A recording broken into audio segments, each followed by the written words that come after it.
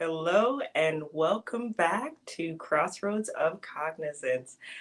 Normally, I'm here with my better half, but today I'll be joining you by myself. So it'll be an intimate conversation between us here on Crossroads of Cognizance every week, or really whenever we feel like it.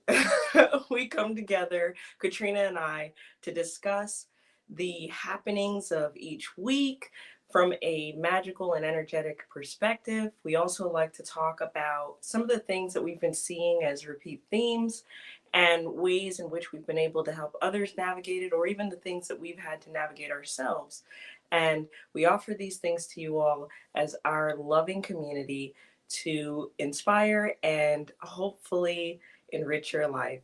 So, again, I am here, your host only today, and I am Dahlia Rose.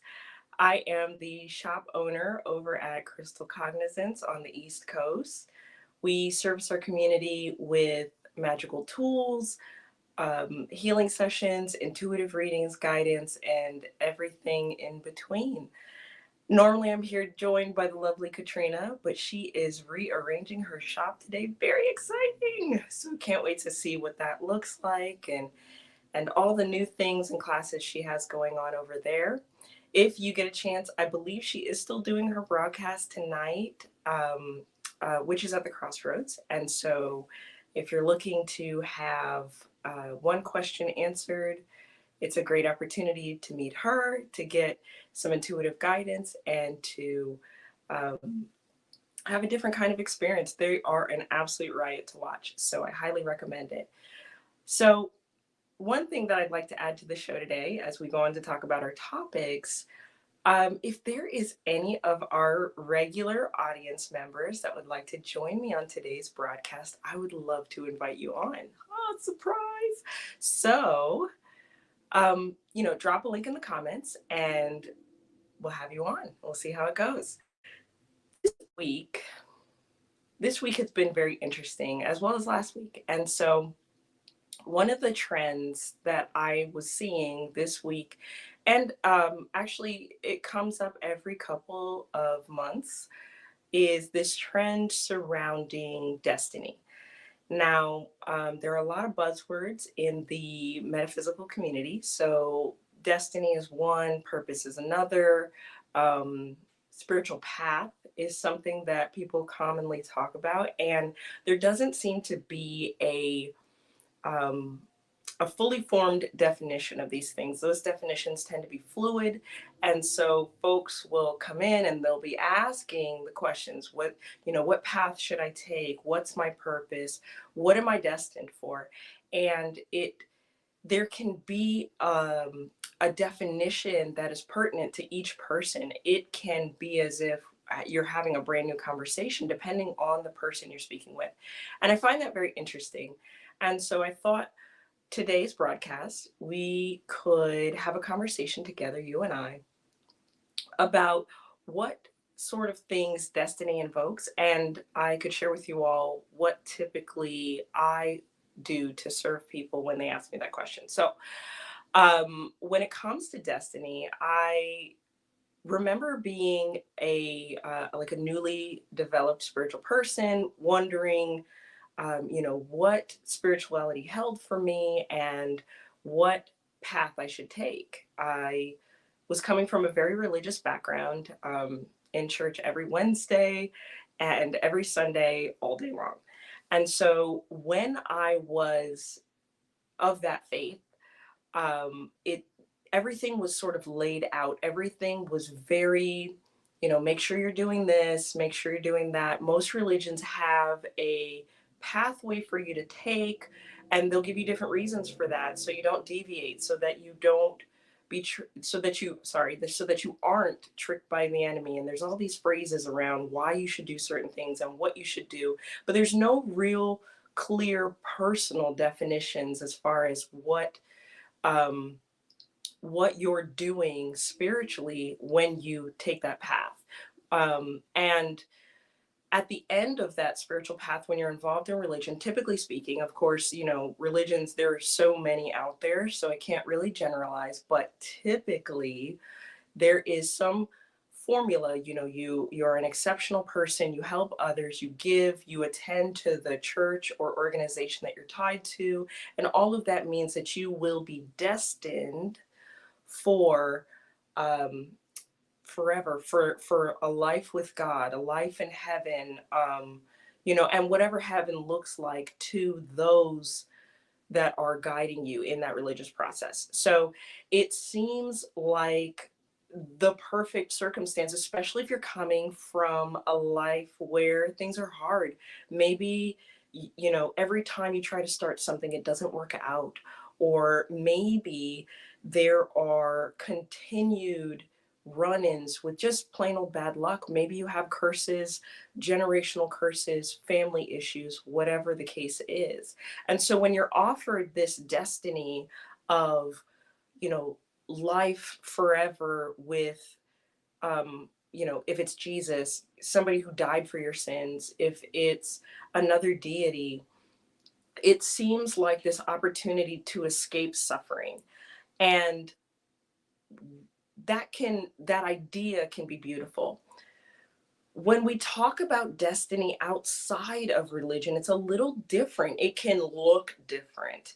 And so one of the things that I was shown in considering the concept of destiny was how, back in ancient times, you would have people come to a soothsayer, a Romanian reader, or someone who had intuitive guidance, like an oracle, and they would ask about their destiny. And when they would do that, it pertained more to their socioeconomic status for wherever they lived, and how they could not transcend, not many people could transcend where they were in those times. And so a destiny was set.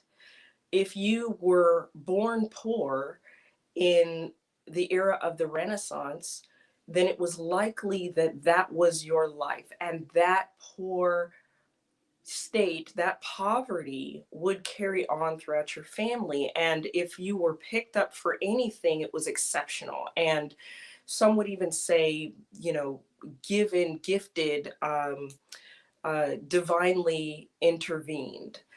And it was this moment that you didn't create. I mean, in those times and in those eyes and in those views, it was not something that a person could create. And you always had those throughout history who decided to create their own destiny, but they were seen as odd and strange unless they were successful, right? And even to this day, it seems like that concept of destiny hasn't really evolved. But we have so many opportunities, so many more opportunities, even over the last 2 years, to create a new destiny, to create our desired destiny. And in this show, Crossroads of Cognizance, we're about empowerment. And so the opportunity to create your own destiny is available to you through your desires. If someone walks into my shop and they're like, okay, well, what am I destined for?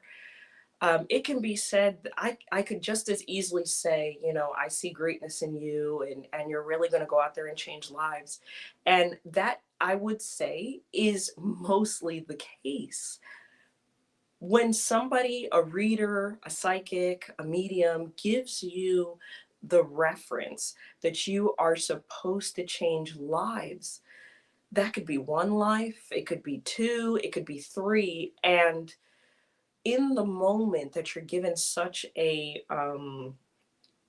tall order, it might feel amazing, it might feel tense, you might feel like, oh my God, what do I do if I can't do that?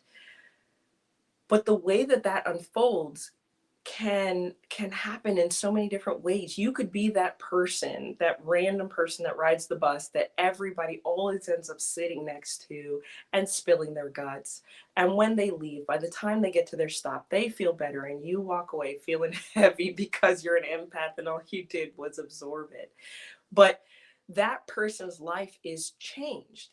Now consider a lifetime of that, a lifetime of you riding the bus to your destinations, and for every couple of stops, there's one person whose life you touch. And at the end of your life, or really even at the end of riding those buses, because hopefully you retire and you never have to do that again at some point, you've helped about 50 people. What happens when those 50 people go on to help at least one more person, and then those people help and help and help and help, and it just becomes this system? Remember the movie Pay It Forward? That was the concept. It's enough to help one person.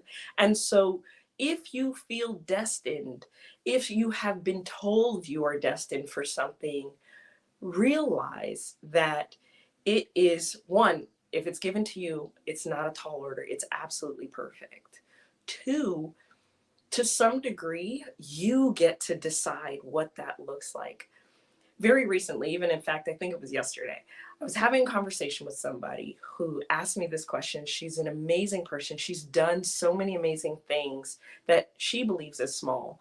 And she just kept saying, I feel like there's more, I feel like there's more. And she brought up the word destiny. And I jokingly said, well, I, Dahlia, have been told that I am destined for global reach. And, there was a time when I took that very seriously. And then one day I sat back and I was like, what's the big deal? I would love to, from a place of wanting to help people. But at the end of the day, if I decide that I don't or cannot help people, it's better for me to just go away in a cave. My global reach will come through when they find me in that cave and they're wondering how I got there, and it's worldwide news. So I still fulfilled my purpose. I still fulfilled my destiny. And we can laugh and joke about that kind of stuff because life is meant to be lived. And it's not such a, a, a fixed path. Nothing in life is fixed. And you'll find that throughout the show, we talk about how fluid everything actually is, whether it comes to your path, your destiny, what you decide to do with your life, your purpose. All of that is absolutely fluid. And so when you start to feel a sensation, an inner knowing of this is where I'm supposed to be, realize that that may be for now, and then you get to go further. Never on our path or in our lives do we ever go backwards. It can feel that way, but the truth of the matter is that you're not the same person.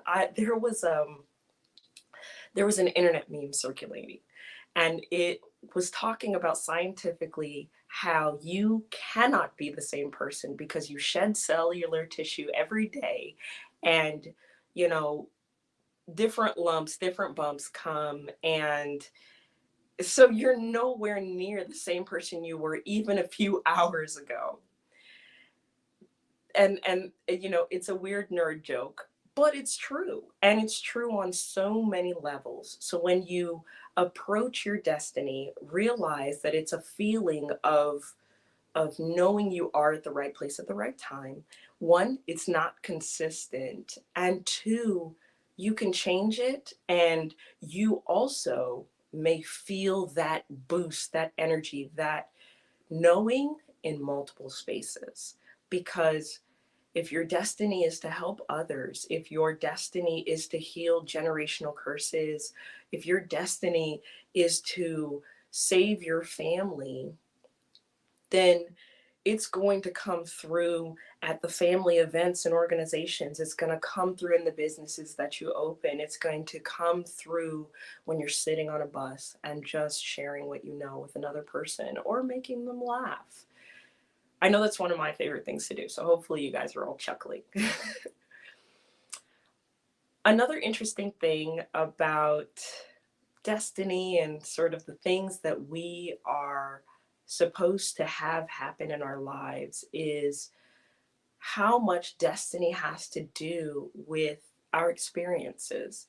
And one of those experiences can be highly reflected in raising spiritual children.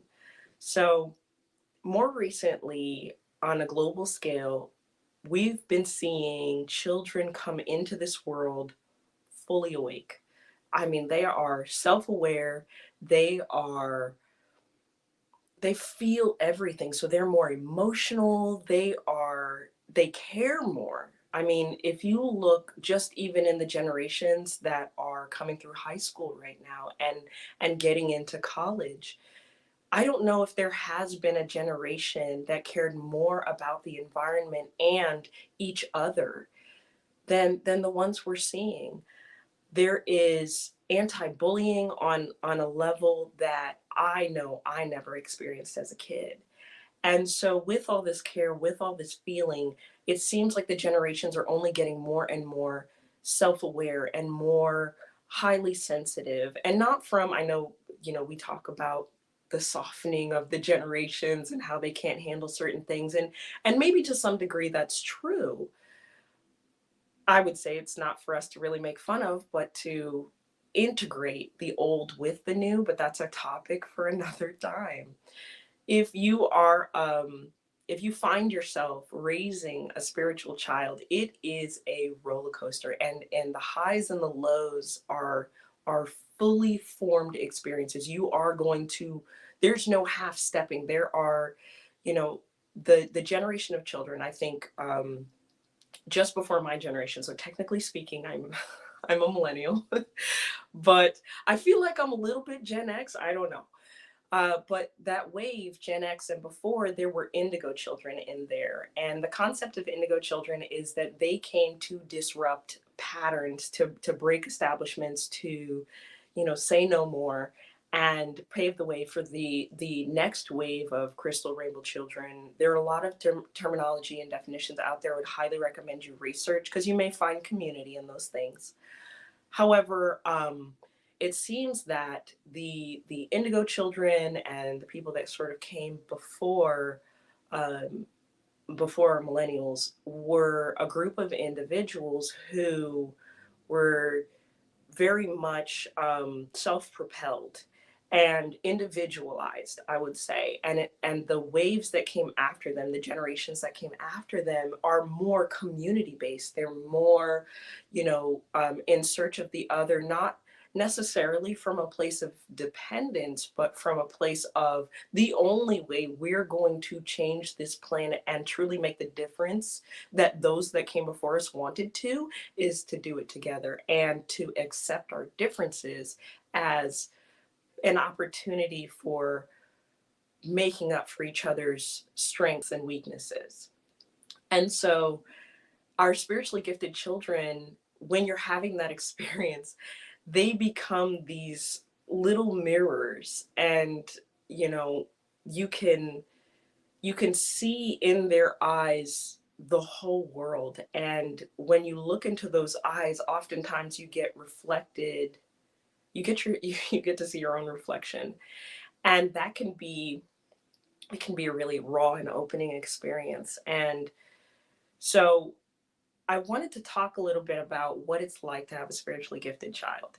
And that is to say, it's like raising a 33-year-old who doesn't know how to take care of themselves. So there are a lot of opinions that fly.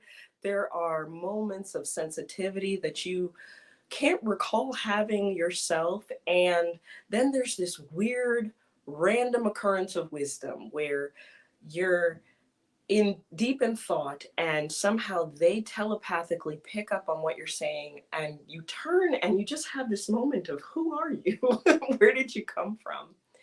And I wanted to bring this into the space because I'm seeing more and more people realize just how gifted their children are, and wanting, well, let me take a step back. In this realization, there comes a fear of this world and what it will do to those children, and a desire to protect them. And then, two, a desire to get them into, spiritually gifted programs. And I don't mean like, the gifted kind of school thing, but psychic development and things like that. And I think, you know, we tend to try to apply structure to things that we don't understand.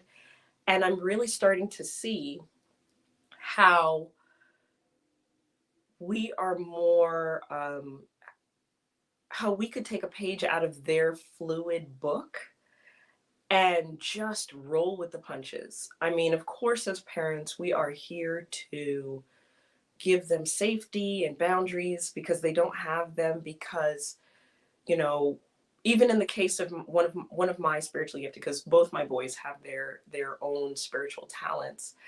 My oldest, my little Pisces, he is an amazing listener. His friends are usually, you know, reaching out to him, asking him for advice. I mean, the other day, let me see if I can even pull it up. He was telling me that one of his friends was going through a circumstance where he really was trying to guide them through sadness, and he wasn't really sure, you know, what to say or what to do. So he kind of dropped into himself. And in that moment of his friend experiencing sadness, he said this. He said, "A person who stands still all the time lets time pass through them." Now, this is really an ambiguous statement because it's catered to the conversation, and I don't want to give away too much of his privacy. But even that statement alone was powerful. It was deep. It was thoughtful. And he's 12. I remember 12-year-olds in my day and age were not thinking like that. They weren't thinking about the passage of time. They were thinking about girlfriends and boyfriends, and not to say that those things aren't happening, but the way in which our spiritually gifted children are trying to connect these days transcends the physical. And so in becoming aware of your spiritually gifted child, no matter what age they are, it's important to have those boundary conversations, and not just the, don't let other people touch you conversations, or, those levels of safety that we're normally used to. Um, it's important to talk about energy. It's important to share our experiences. And so in starting to talk about how they're coming in awake and how they're aware of themselves and our desire to give them structure, sometimes that structure can look like play. Sometimes it can be, instead of enrolling them into the psychically gifted program for children where they're learning different things, it can be inviting them into your meditation practice and letting them be themselves. So if, for instance, my 4-year-old has his own concept of meditation, which looks like, "Mommy, I'm meditating. Can I color now?" About 2 minutes later. And, the Virgo in me is like, "Dude, come on. We should have, a little bit more time. Let's develop this. I see you doing a great job. Breathe with me." And then I remember my inner child being so bored when my mom would focus and do certain things. So the conversation that we have, and if you have a 4-year-old, you're welcome to try this, is, okay, go color, go do your thing, or maybe the coloring book's right there, and realize that they, even in coloring, are still getting in that meditative moment. They're getting into that focused space, because meditation isn't necessarily always about quieting your mind. Sometimes it's about sometimes it's about harnessed focus. So if you don't get them into that program, what else can you do? Play with cards. I handed my now 12-year-old, when he was 10, I handed him a deck of oracle cards, and he was a natural. Not because he's my son and that's what I happen to do for a living and be gifted at, but because he was open. He was spiritually open. At at I think it was about, oh no, that's too early. He was probably about 6 when he got his first pendulum, and that was a great conversation around boundaries and energy as well. When you give kids tangible tools so that they can use these things to identify their feelings, to identify their experiences, you strengthen them on multiple levels. So now instead of acting out, they can pull cards for understanding when in the way that an adult would. Now, whenever they're feeling, an experience in their body, because kids are very embodied, they can pull out their pendulum and ask it to show them the size of their heart chakra and realize that if it's small, they can come to you and say, hey, I noticed my heart chakra is a little small and I don't feel well. Can you help me understand further as an adult? And this takes that spiritual development further to say you now have something to bond with them with. In the day and age when maybe you can't talk about video games, or you can't talk about um, different TikTok trends or whatever the case is, you can still embark on a spiritual conversation because nothing has to be that serious. So when you're raising a spiritually gifted child, know that they're going to be a mirror for you, and they're going to trigger the crap out of you. They're going to trigger the crap out of you. And this is because their energy field is so fluid, and it's just a little mirror. And so it's going to pick up what you've got going on, and then it's going to show it to you, and you're going to be like, what is that? And then it's going to be in the body of a small person, and it's going to come across as attitude. And the best thing that you can do in that moment is recognize it and maybe just chuckle. One of my favorite people was observing her child the other day, and the magnificence of her spiritedness, and she explained that all she could do was laugh. And we need to reach for that inner child every now and again. So if you're raising a spiritually gifted child, they're going to trigger you, they're going to mirror you, and it doesn't have to be so formal of an experience to make sure that they're guarded, they're boundaried, they're protected, and that they develop that wisdom in the way that maybe you couldn't as a child because you had to hide it. So um, I mentioned I mentioned oracle cards earlier with my son. And another one of the interesting trends I was seeing in a couple of different spiritual people was reacclimating to tools that they had used in the beginning of their journey, but after so many experiences and so many moments of wisdom, they just kind of stepped away from, but then they found themselves going back to. I know myself, I was doing that as well. One person I mentioned this sort of concept to was talking about how she went back to her rosary. Another person was talking about, redesigning their meditation practice. And for me this week, it came in the form of going into a random used bookstore and finding these amazing oracle cards I wanted to share with you guys. So one of my favorite oracle card developers, creators is Colette Baron Reed. Would love to meet her one day. And Alberto Viodo, he's an amazing author when it comes to shamanic work. And so they have this deck. It's called the Shaman's Dream. And the imagery is beautiful, and usually when these two collaborate, or even if it's Colette by herself, they will incorporate a lot of different indigenous concepts and fully honor them rather than just ripping them off. And the cards tend to be multicultural, which is a beautiful thing. In any case, you know, picking oracle cards back up reminded me that you can never be so far down your spiritual path that these tools stop being valuable. And so it was like a coming home when I saw these cards and I started playing with them.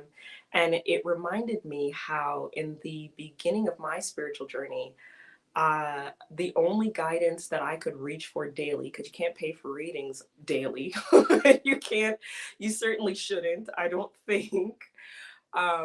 And, if you don't have a spiritual community, one of the amazing things that you could do is go out and get yourself an oracle card deck. And it's like having a best friend that you can ask, what could I do today? What can I focus on? Where could I extend my healing?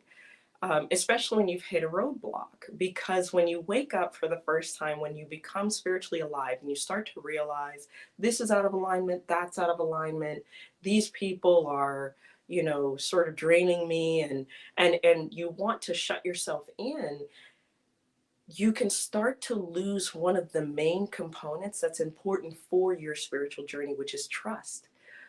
You start to lose trust in yourself because the path that you've walked with the people that you had in your life, you realize were taking from you. And you start to ask, how could I let that happen? How could I, let these people do these things to me?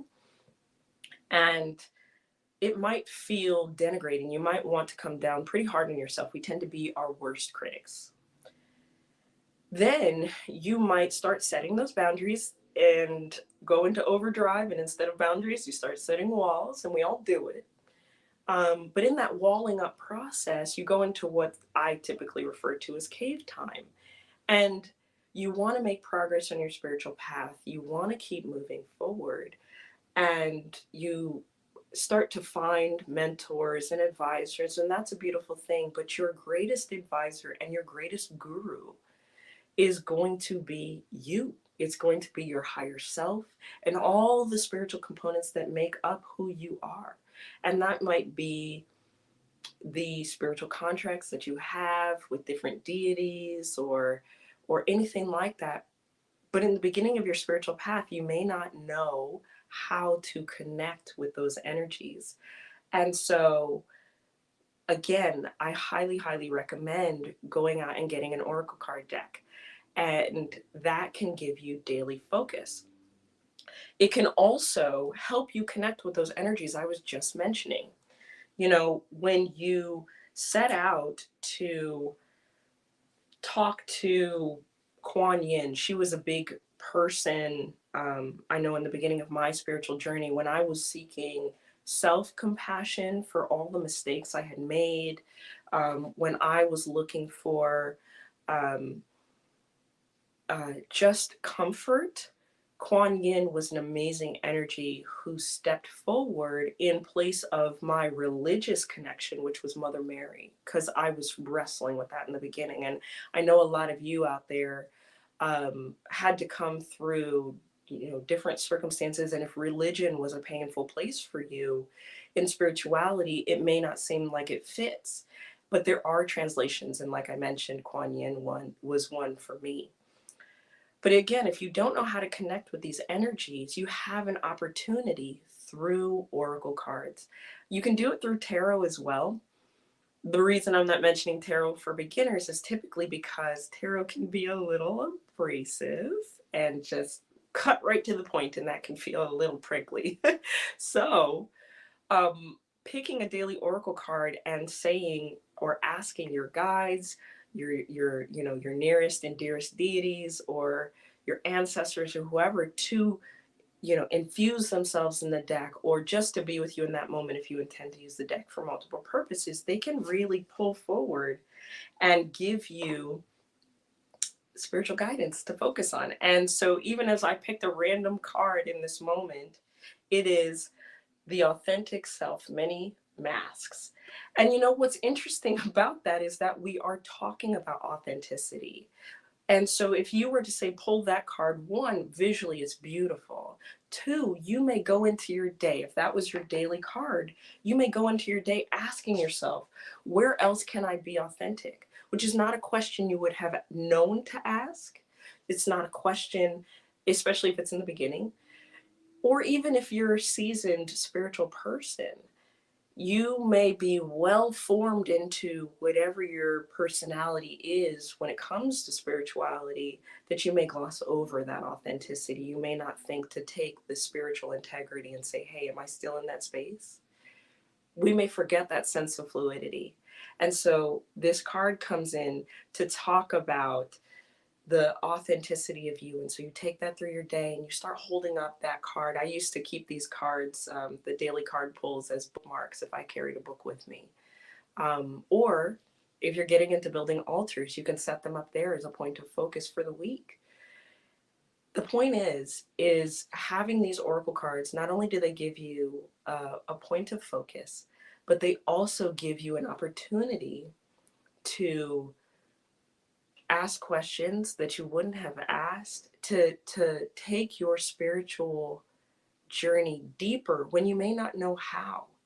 And even as far as it is as far as I've spoken about connecting with different spiritual mentors when you're all walled up or looking for spiritual guidance, you can still seek those out. But guess what can assist in that process? If you're looking for a spiritual mentor, you go to pull an oracle card, and all of a sudden you pull vanishing mirror, ego sublimation. I'm thinking that you may want to keep searching. You know, you may want to, or I guess ego sublimation might be a good thing if you're like, okay, is this mentor, is this guide good for me? You shuffle the cards and then you pull it and you see ego sublimation. Maybe that's the person who helps you put the heaviest parts of your ego back to bed, because we're not here to kill the ego, but to integrate it into our process. You need the ego for desire, you need the ego for drive, and you need the ego to drive the bus sometimes when you're taking a break. And so rather than give the ego free reign, you need to put it to bed. And so pulling that card could equate to, yes, this is the person who, is going to guide me through the process. Elsbeth is joining us to say, I keep thinking about finding an oracle deck to work with. Well, again, I don't know if you were here for the earlier part of the show, but there is not a Colette Baron Reed oracle deck that I don't love.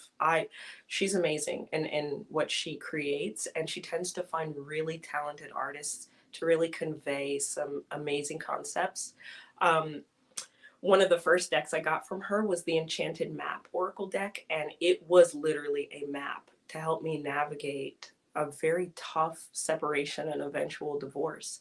And now I use it to help guide my my clients and myself if I feel like, oh, I just want to know, where am I on the path, and there's a lot of good little tips. And nowadays oracle cards nowadays oracle cards can come with rituals. So um, another great deck is, or a deck creator, is Elena Fairchild.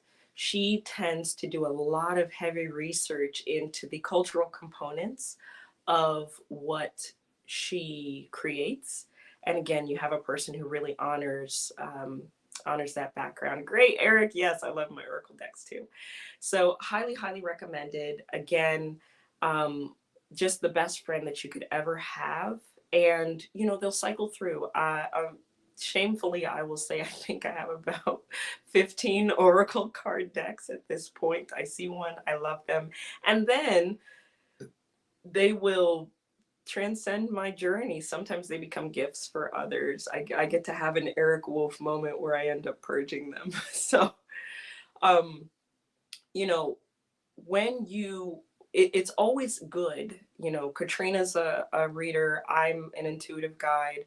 And then if you ever watched this show before, we've had other, you know, other instances where we've intuitively guided people. And then there are, I think since 2020, like, everybody reads cards now.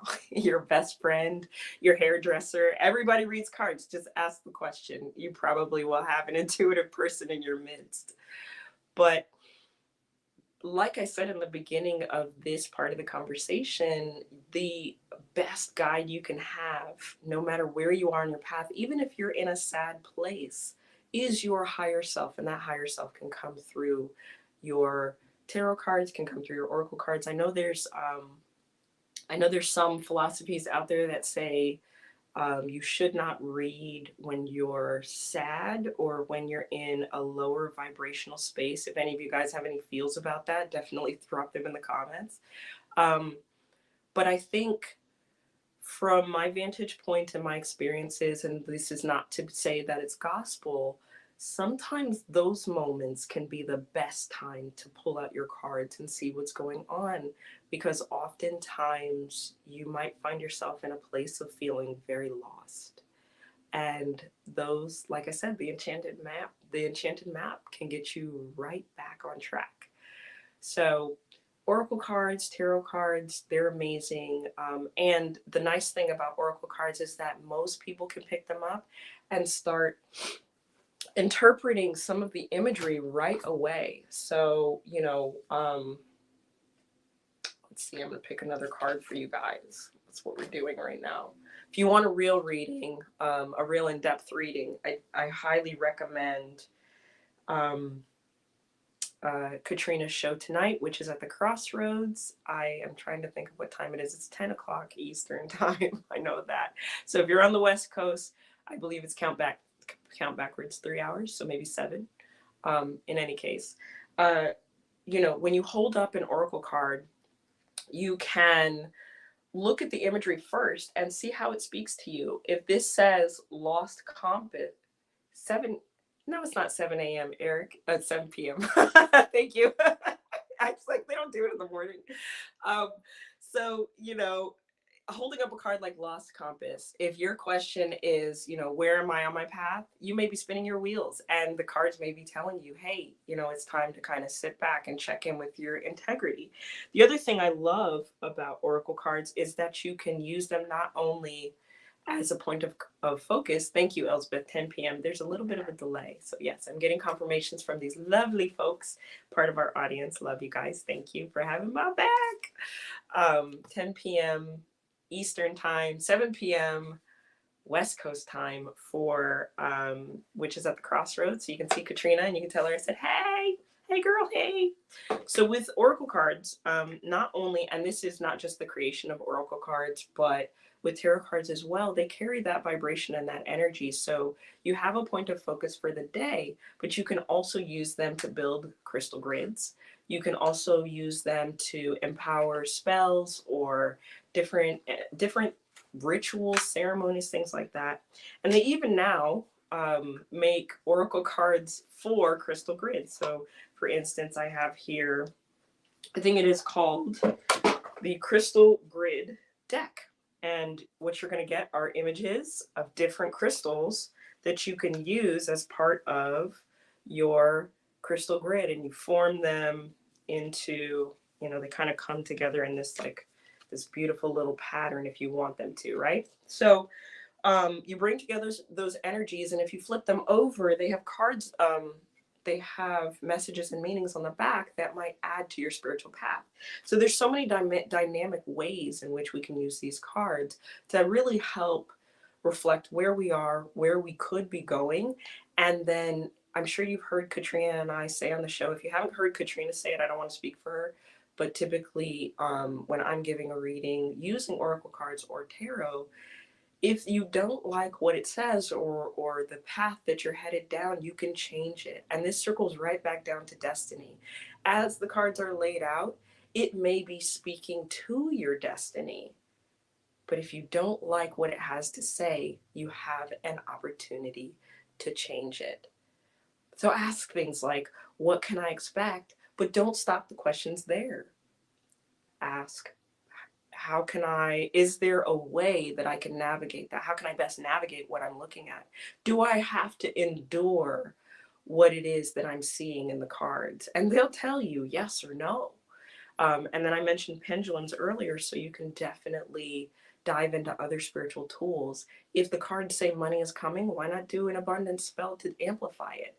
If the cards say, really work on patience, go ahead and grab all your protective stones and amulets and all those oils and things like that and navigate your day empowered. But oracle cards can be such a powerful tool for what we began with at the beginning of this conversation, which was destiny. And I want to reiterate that destiny is not so certain that you cannot change it. Destiny really is informed by destination. If you were to plug an address into a GPS, you would be destined for that location.